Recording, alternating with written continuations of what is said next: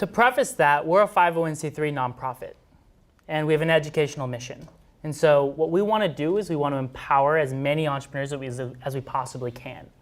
And so when we were initially starting, a lot of the reason why Stanford they were allergic to this idea of an incubator, is they didn't want people who shouldn't be building the companies to be building companies.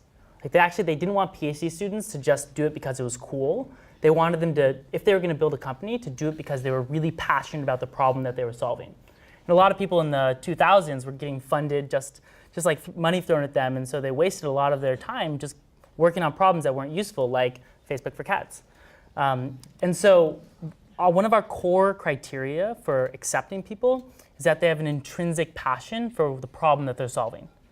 They also have to have an ambition to solve it at a large scale. So motivation and passion are our #1 criteria.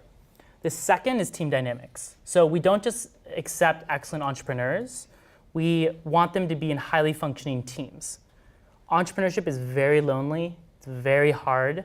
A core part of the value we provide, we actually have kind of like a in-house therapist, psychologist, like the D School at Stanford does. But one of the core values we provide is positive psychological motivation.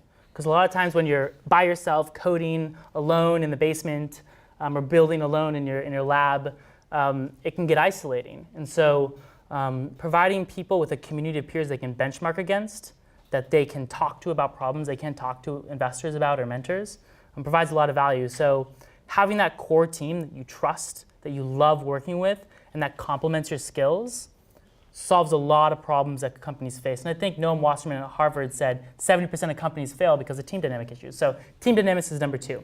The third is ability to build and build quickly. So just like Steve Blank's concepts in the lean startup, you have to iterate quickly. Even in the medical device, even in the medical industry, we try to push companies for this. So they need to be highly technically proficient in what they're building in order to iterate quickly.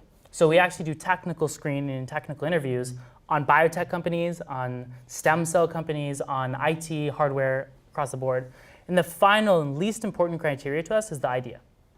And that's kind of is like weird to people sometimes. Why is the idea the least important thing? Well, it's important that our founders, and especially the CEOs, have good strategic minds. So they can talk about the problem and lay out and break down and reduce the problem that they're tackling in an intelligent way. And then when challenged on something, incorporate that and listen well. And so sometimes people can't listen, or founders don't want to listen and they're too stubborn to listen, and that doesn't work. You can't iterate if you don't do that.